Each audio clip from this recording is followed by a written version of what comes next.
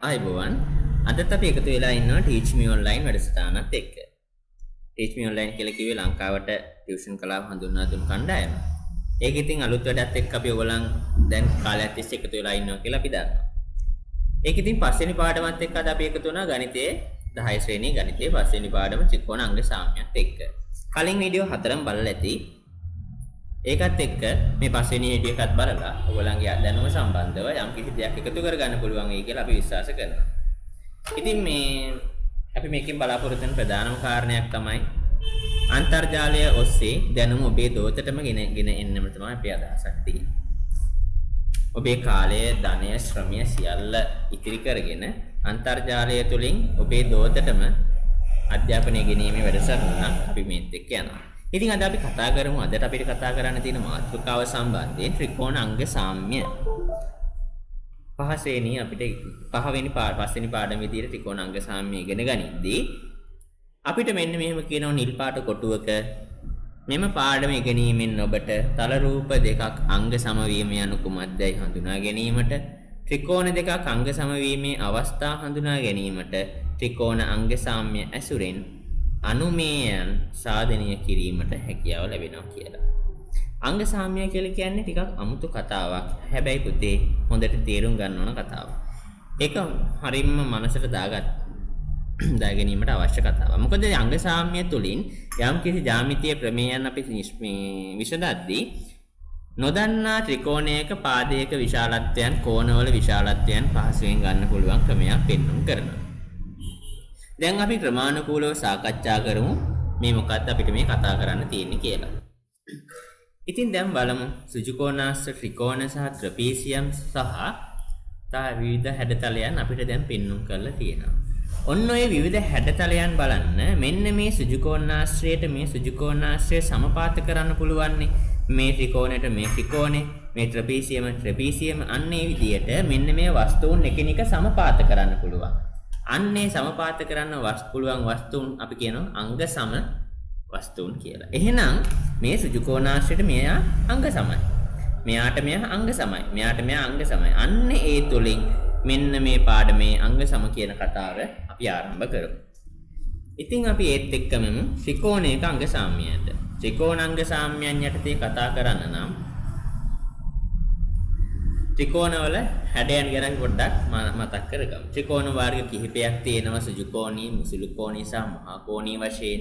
ඉතින් ඔන්න ඔය වගේ ත්‍රිකෝණ එහෙම නැත්නම් පාද අනුව ගත්තොත් සමපාද, සමදිපාද සහ විෂම පාද වශයෙන් ඔන්න ඔය විදිහට අපිට පුළුවන් ඕවා විභේදනය කරගන්න. එහෙම නැත්නම් වර්ග කරගන්න. අපි ඔන්න ඔය විදිහට කතා කරාට පස්සේ අපිට පුළුවන් ඉතින් එන්නේ යටතේ අපි පළවෙනි අවස්ථාවට එමු. පළමු අවස්ථාව කියනවා ත්‍රිකෝණයක පාද දෙකක් හා අන්තර්ගත කෝණය තවත් පාදයකට සමාන අවස්ථාවක් ගැන. දැන් ඔන්න ඉතින් රූපයක් පෙන්වලා තියෙනවා. අපි දැන් බලමු. මෙන්න මෙතන මෙන්න මේ පාදය පහක් කියලා පෙන්වුම් කරලා තියෙනවා. බලන්න හොඳට. මෙන්න මේ පාදය පහයි. මේ ත්‍රිකෝණේ මේ පාදය පහයි. මේ ත්‍රිකෝණේ මෙත් පාදය 7යි කියනවා. මේ පාදය 7යි කියනවා. මේ පාද දෙකට අන්තර්ගත වෙච්ච කෝණය 30යි. මේ පාද දෙකට අන්තර්ගත වෙච්ච කෝණය 30යි. ඒ නිසා මෙන්න මේ ත්‍රිකෝණ දෙක අපිට කියන්න පුළුවන් අංග සම ත්‍රිකෝණ දෙකක් කියලා. මෙතනත් ඒක තියෙනවා නේද? 7 තියෙනවා 5 තියෙනවා. හැබැයි 7ටත් 5ටත් අන්තර්ගත කෝණය නෙමෙයි 30 කියන්නේ. එහෙනම් මේක අංග සම ත්‍රිකෝණයක් විදියට ගන්න බෑ.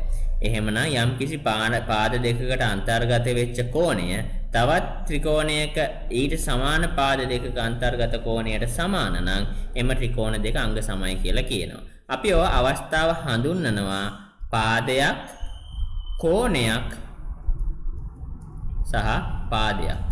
පාකෝපා අවස්ථාව කියලා.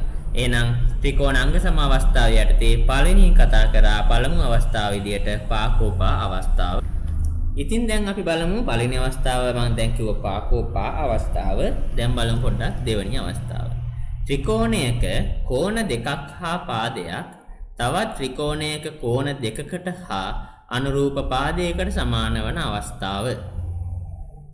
ක්‍රියාකාරකමක් විදියට රූප තුනක් පෙන්නලා රූප තුنين පළවෙනි දෙක නම් නිකන් බැලුව බැලමට සමානයි වගේ පේන අතර අරයන් චුට්ටක් තුන්වෙනි එක නම් ටිකක් වෙනස් වගේ. මේකේ තියෙන කතාව තමයි පුතේ ත්‍රිකෝණයක කෝණ දෙකක් සහ පාදයක් නේ. මෙන්න මේ බලන්න. මෙන්න මේ කෝණයට මේ කෝණය සමානයි. මේ කෝණයට මේ කෝණයත් සමානයි. මේ පාදයට මේ පාදය සමානයි. ඕකම මෙතනක් තියෙනවා. මේ කෝණයට මේ කෝණය සමානයි, මේ කෝණයට මේ කෝණය සමානයි, මේ පාදයට මේ පාදය සමානයි. හැබැයි විශේෂත්වය තමයි පුතේ යම් කිසි කෝණයකට ඉස්සරහා පාදයම තමයි අනිත් ත්‍රිකෝණෙත් සමාන විය යුත්තේ. මෙතන අංශක 30ට ඉස්සරහා පාදය තමයි 6. මෙතනත් අංශක 30ට ඉස්සරහා පාදය 6. හැබැයි මෙතන 6 කියන්නේ අංශක 30ට ඉස්සරහා පාදය නෙමෙයි. අන්න ඒ නිසා මේ ත්‍රිකෝණය මේ දෙකත් එක්ක අංග සමයි කියලා ගන්න බෑ. එහෙමනම් යම් කිසි කෝණ දෙකක් සමාන වෙලා යම් කිසි කෝණයකට ඉදිරියෙන් ඇති පාදයක් අනිත් ත්‍රිකෝණයේ එම කෝණයට ඉදිරියෙන් ඇති පාදයක් සමාන වේ නම් එම ත්‍රිකෝණ දෙක අංග සම කියලා අපිට කියන්න පුළුවන්. මෙහි විශේෂත්වය තමයි දැන් කලින් කිව්වේ පාද දෙකක් සහ කෝණයක් නේ ඒක පාකෝපා කියලා අපි කිව්වා. දැන් මෙතන කෝණ දෙකක් සහ පාදයක්. අපි මේක කියනවා කෝණ දෙකයි එක කෝණයයි ආයි කෝණයයි සහ පාදයයි. මේක අපි කියනවා කෝකෝපා අවස්ථාව. පාකෝපා අවස්ථාව බැලුවා කෝකෝපා අවස්ථාව බැලුවා. දැන් අපි යමු ඊළඟ අවස්ථාවට. හොඳයි. අවස්ථා දෙකක් ගැන කතා කරා. දැන් අපි උඩට තුන්වෙනි අවස්ථාව ගැන බලමු. එයා කියනවා මෙහෙම කතාවක්. එක් ත්‍රිකෝණයක පාද තුන තවත් ත්‍රිකෝණයක පාද තුනට සමාන වන අවස්ථාව. හරි. යම් කිසි ත්‍රිකෝණයක පාද තුනක් තවත් ත්‍රිකෝණයක පාද තුනට සමාන නම් ඒ ත්‍රිකෝණ තුන අංග සමයි කියලා කියන්න පුළුවන්. අපි ඒක චුට්ටක් අර්ථකථනය කරලා බලමු. ත්‍රිකෝණයක පාද තුනක් පාදයක් සහ පාදයක්. එහෙනම් පා අවස්ථාව. එහෙමනම් කලින් අපි දැනගත්තා පාකෝපා අවස්ථාව පාද දෙකක් එක්ක එක කෝණයක් තිබ්බ අවස්ථාව, දෙවෙනියට තිබ්බ කෝණ දෙකක් එක්ක එක පාදයක් තිබ්බ අවස්ථාව කෝකෝපා අවස්ථාව. දැන් පාද තුනක් සමාන අවස්ථාව. ඒ කියන්නේ පා අවස්ථාව. තුන්වෙනි අවස්ථාව විදියට අපි දැක්කා. අපි තා පොඩ්ඩක් ඉස්සරහට යමු. දැන් මොකද ඊළඟට කියන්නේ බලමු. හතරවෙනි අවස්ථාව කියන මෙහෙම කියනවා. ත්‍රිකෝණයක සුජුකෝණී ත්‍රිකෝණයක. දැන් මෙච්චරලා කතා කරපු දේවල් හොඳින් මතක තියාගන්න. සුජුකෝණී ත්‍රිකෝණයක් කියලා කිව්වේ නෑ. ඒ කියන්නේ ඕනම කෝණයකට වළංගුයි කියන එක. කලින් කතා කරපු අවස්ථා තුනම ඕනම කෝණයක් සඳහා වළංගුයි. දැන් හතරවෙනි අවස්ථාවෙන් කියනවා සුජුකෝණී ත්‍රිකෝණ දෙකක් ගැන. එහෙමනම් සුජුකෝණී ත්‍රිකෝණ දෙකක කර්ණය සහ පාදයක් වෙනස් සුජුකෝණික ත්‍රිකෝණයක කර්ණයට සහ පාදයකට සමාන නම් හතරවෙනි අවස්ථාව අංග සමයි කියලා කියනවා. රූපෙන්ම අපි තේරුම් ගමු වැඩි. මේ බලන්න ත්‍රිකෝණයක් තියෙනවා. මෙයත් සුජුකෝණී ත්‍රිකෝණයක්, මෙයත් සුජුකෝණී ත්‍රිකෝණයක්. ඔය සුජුකෝණී ත්‍රිකෝණ දෙකේම මේ පාදය 4යි මෙතනත් 4යි. කර්ණය 5යි. කර්ණය කොහොමද පුතේ තේරුම් ගන්නෙ? යම් කිසි සුජුකෝණී ත්‍රිකෝණයක සුජු අවස්ථාවට ඉදිරියෙන් නැති පාදය අපි කර්ණයක් කියලා හඳුන්වනවා. ඉතින් මෙන්න සුජුකෝණයට ඉදිරියෙන් ඇති පාදය. එතකොට සුජුකෝණයට ඉදිරියෙන් තියෙන මේ පාදයේ කර්ණය, මෙයත් කර්ණයන් දෙක සමානයි. කොහොමද ඉතින් මේ කෝණයයි සමානයිනේ. තව එක පාදයක් සමාන නැහැ. ඒ කියන්නේ මේ හතරට මේ ඉතිරි හතර සමාන නම් මේ ත්‍රිකෝණ දෙක සුජුකෝණ අංග සමයි කියලා කියනවා. හැබැයි මතක තියාගන්න මේ අවස්ථාව ගැලපෙන්නේ සුජුකෝණී ත්‍රිකෝණ සඳහා විතරයි. අපි ඒක චුට්ටක් අර්ථකථනයක් කරලා බලමු. කලින් වගේ අපි ඉස්සෙල්ලාම කතා කරා වගේ පාකෝපා අවස්ථාව, කෝකෝපා අවස්ථාව, පාපාපා අවස්ථාව වගේ මේ මොන අවස්ථාවද කියලා බලමු. මේ අවස්ථාවේ බලන්න හැමතිස්සෙම කර්ණයක් නේ තියෙන්නේ. මේ කර්ණයට මේ කර්ණේ සමාන වෙන්න එපයි. එහෙනම් අපි මේකට කියනවා කර්ණය.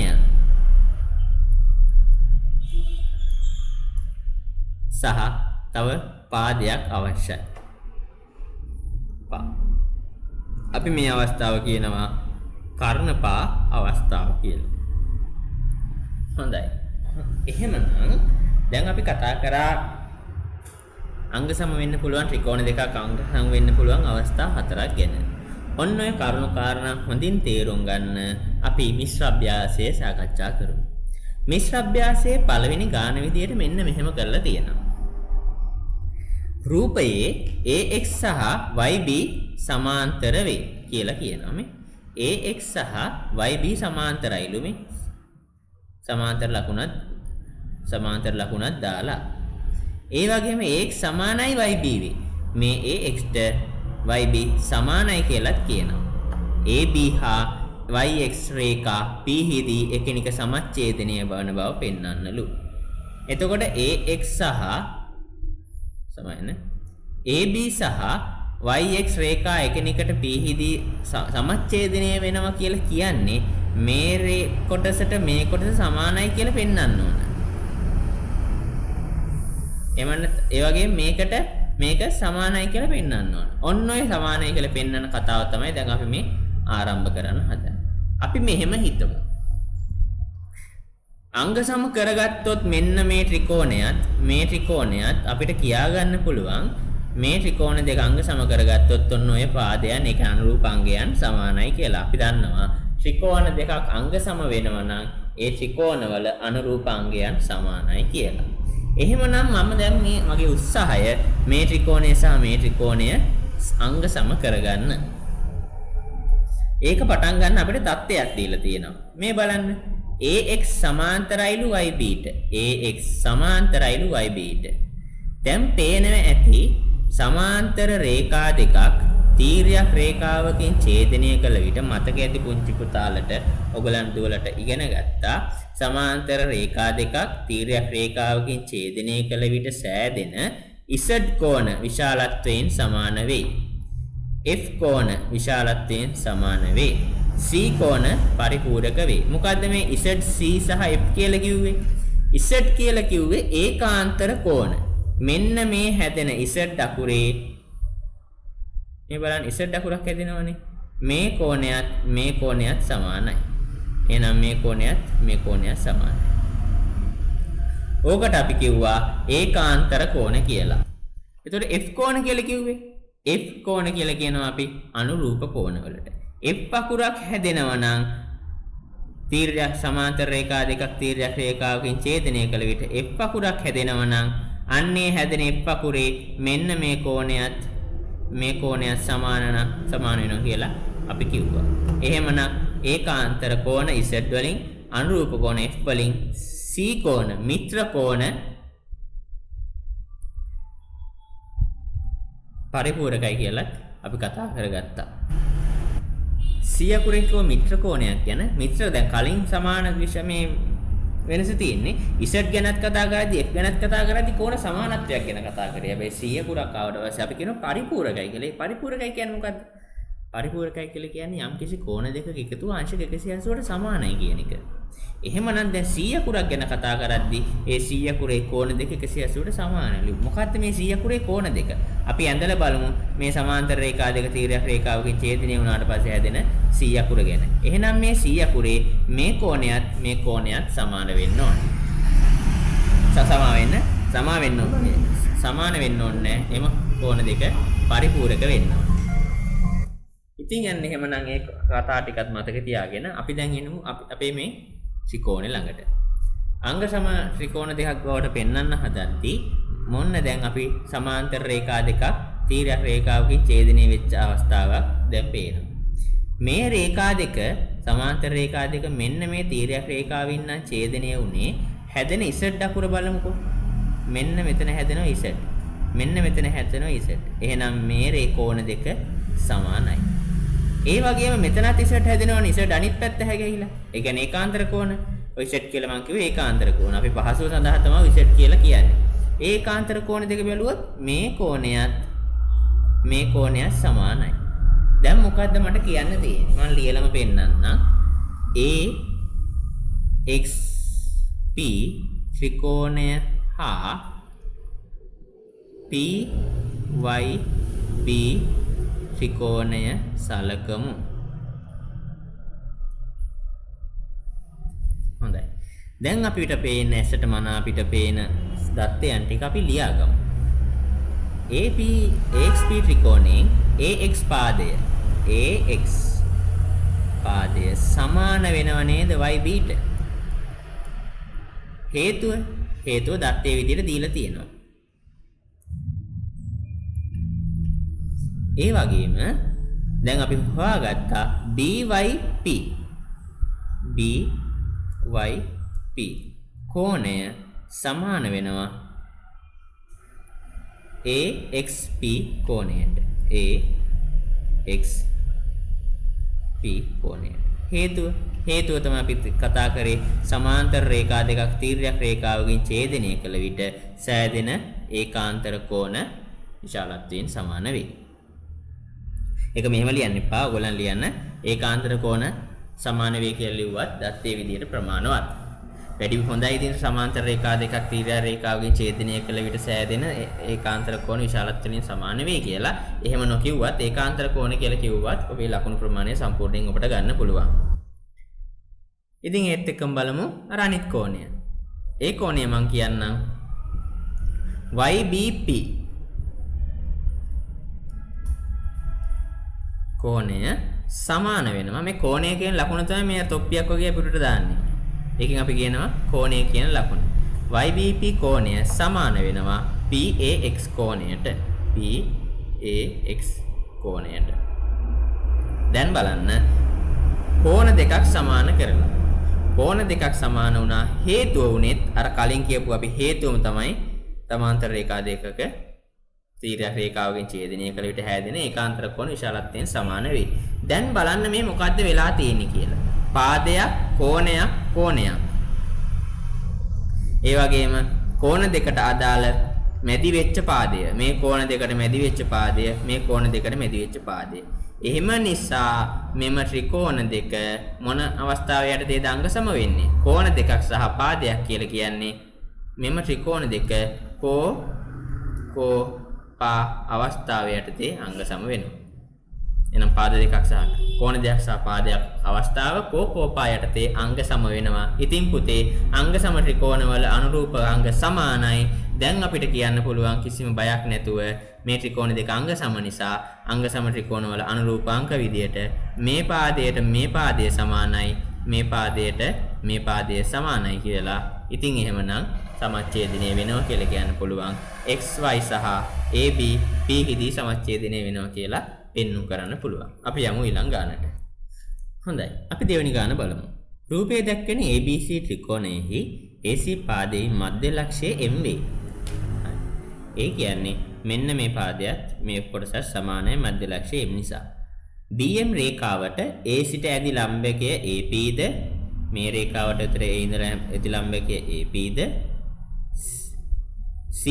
සිට දික් කළ BM ට ඇති ලම්බකය QC ද වේ. එහෙනම් CQ ද වේ. AMP ත්‍රිකෝණය හා CMQ ත්‍රිකෝණය අංග සම බව පෙන්වන්න. මෙන්න මේ ඉරි තුනෙන් කියන්නේ අංග සම ලකුණ. එහෙනම් මෙන්න මේ ත්‍රිකෝණ දෙක අංග සමයි කියලා අපිට දැන් පෙන්වන්නලු. අපි බලමු දත්තයන් විදියට මොනවද තියෙන්නේ කියලා. අපිට කියන්න පුළුවන් AM සමානයි MC කියලා. AM සමානයි MC. හේතුව දත්තයක් විදියට දීලා තියෙනවා. ඒ වගේම APM සමානයි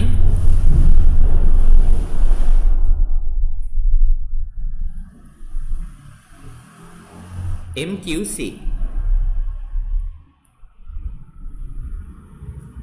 ඒකත් දත්තයක් විදියට දීලා තියෙනවා. මෙතන අංශක 90යි, මෙතන අංශක 90යි. ඒ වගේම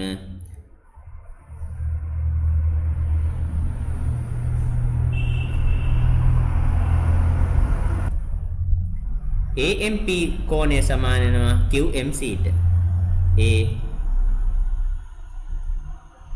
AMP කෝණය සමාන වෙනවා QMP කෝණයට. හේතුව මේ කෝණයට මේ කෝණය සමාන වෙන්නේ හේතුව ප්‍රතිමුඛ කෝණ.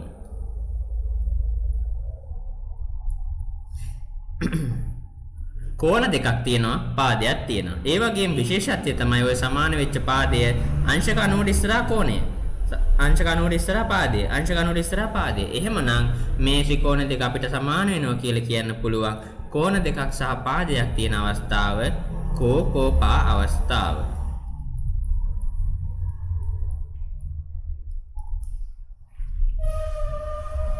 අපි යමු ඊළඟ ගානට.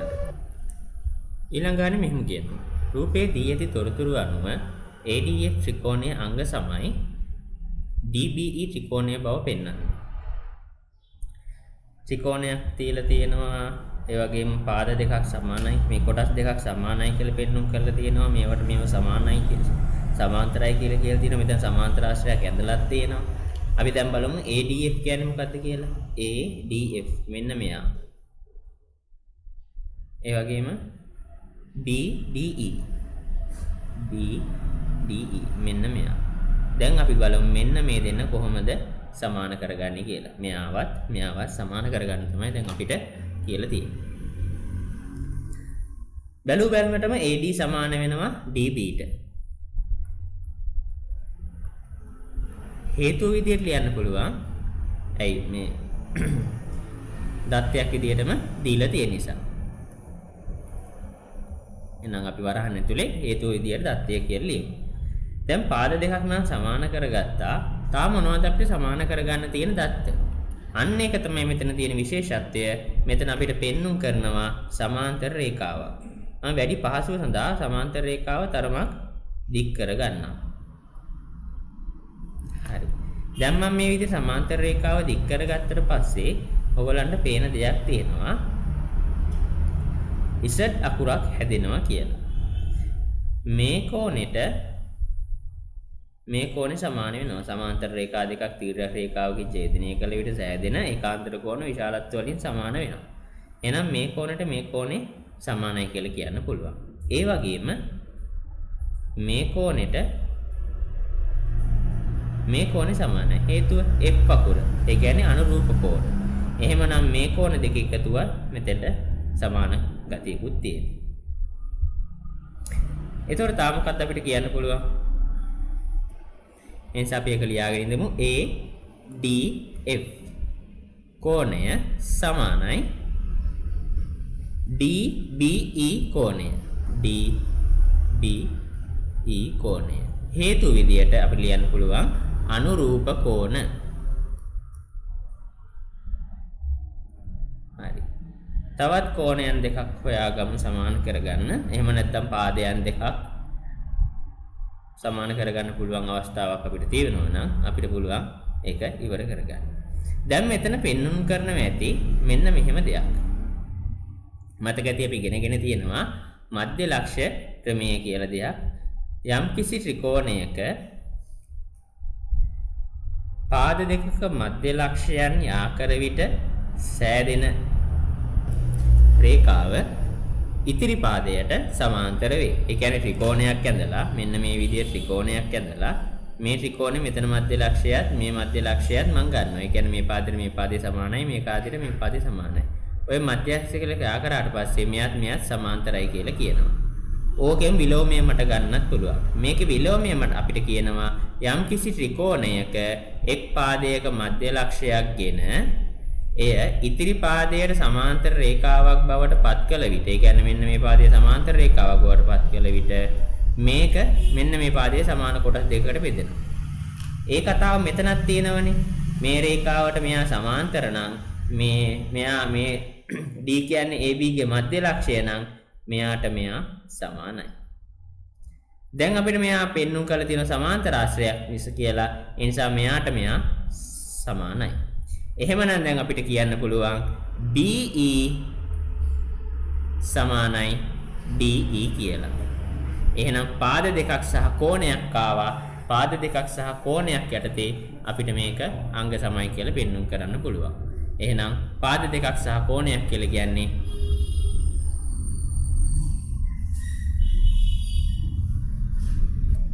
පාකෝපා අවස්ථාව යටතේ මෙයා අංග සම වෙනවා. අපි සාකච්ඡා කරමු පස්වෙනි ගාන. රූපයේ දැක්වෙන ABC ත්‍රිකෝණයේ AB සමානයි AC වන අතර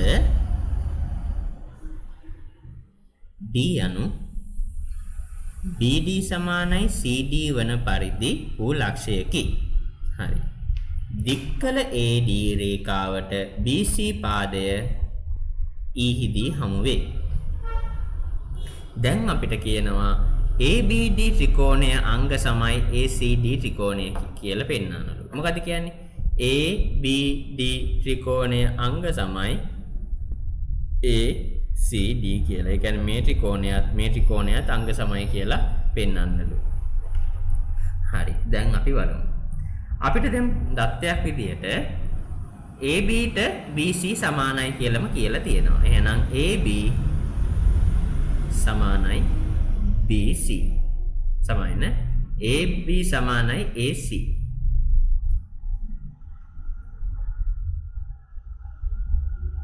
දත්තය.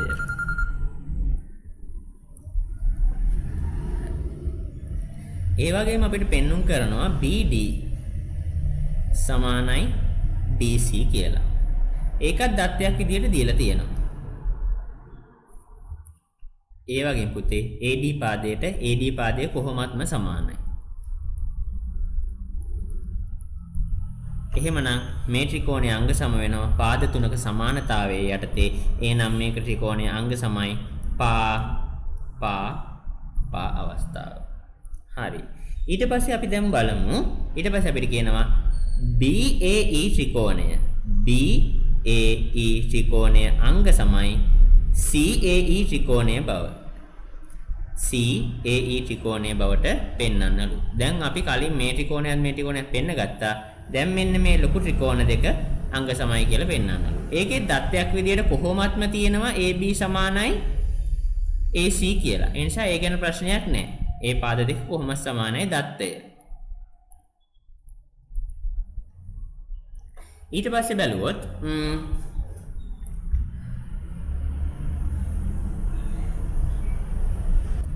ඒ වගේම AE පාදයට කොහොමත් AE සමානයි. පොදු පාදයනේ. AE සමානයි AE. දැන් බලන්න මේ පාද දෙකට මැදි වෙච්ච කෝණය BAE. කෝණය සමානයි නේද EAC කෝණයට? මේ කෝණය සමානයි නේද? හේතුව කලින් අපි මේ ත්‍රිකෝණ දෙක අංග සම කරා. අංග සම ත්‍රිකෝණවල අනුරූපාංග. අන්න එහෙමනම් පාද දෙකක් සහ කෝණයක් යටතේ මේ ත්‍රිකෝණය අංග සම වුණා පා අවස්ථාව. ඉතින් ඔන්න ඔය විදියට අපි දැන් ගණන් කිහිපයක්ම කතා කරා. මිශ්‍ර අභ්‍යාසයෙන් තවත් අභ්‍යාසයන් තියෙනවා. ඒවත් ඔයගොල්ලන්ට කතා කරන්න පුළුවන්. අපි මේ පාඩමේ යටතේ බලාපොරොත්තු වුණා යම්කිසි රූපවල අංග සමතාවයන් ගැන කතා කරන්න. හේතුව තමයි අපිට ගණන් හදද්දී ඉස්සරහට පහසුයි. යම්කිසි ත්‍රිකෝණ දෙකක් අංග සමනම් ඒවායේ අනුරූප අංග සමානතාවය භාවිතා කරන්න. ඉතින් අන්න ඒක උපයෝගී කරගෙන අපිට පුළුවන් වුණා මෙන්න මේ කොටස් හතරක් ගැන කතා කරන්න. නැවත මතක් කරගත්තොත් ත්‍රිකෝණ දෙකක් අංග සම කරන්න පුළුවන් අවස්ථා හතරක් ගැන කතා කරා. පළවෙනි අවස්ථාව තමයි පාද දෙකකට මැදි වූ කෝණයක් තියෙන අවස්ථාව. ඒක අපි කිව්වා පා අවස්ථාව. ඒ වගේම කෝණ දෙකක් සමග සම්බන්ධ වූ පාදයක් තියෙන අවස්ථාව. ඒක අපි කිව්වා පා අවස්ථාව. තවත් අවස්ථාවක් තිබ්බා පාද තුනක් සමාන අවස්ථාව. ඒක අපි කිව්වා පා අවස්ථාව. එතකොට හතරවෙනි අවස්ථාව විදිහට කිව්වා සෘජුකෝණී ත්‍රිකෝණ වලට විතරක් එන අවස්ථාවක්. ඒක කර්ණපා අවස්ථාව. ඉතින් ඊට කලින් කතා කරපු ක්‍රම තුනම ඕනම ත්‍රිකෝණයක් සමග දාන්න පුළුවන් වෙද්දී අවසානයේ කියපු කර්ණපා අවස්ථාව සෘජුකෝණී ත්‍රිකෝණයකට විතරයි දාන්න පුළුවන්.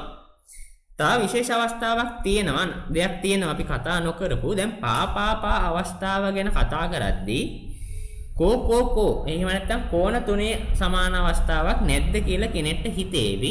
ප්‍රශ්නේ තියෙන්නේ ත්‍රිකෝණ අඳින්න පුළුවන් කෝණ තුනම සමානව හැබැයි විශාලත්වයන් වෙනස් වෙන විදියට.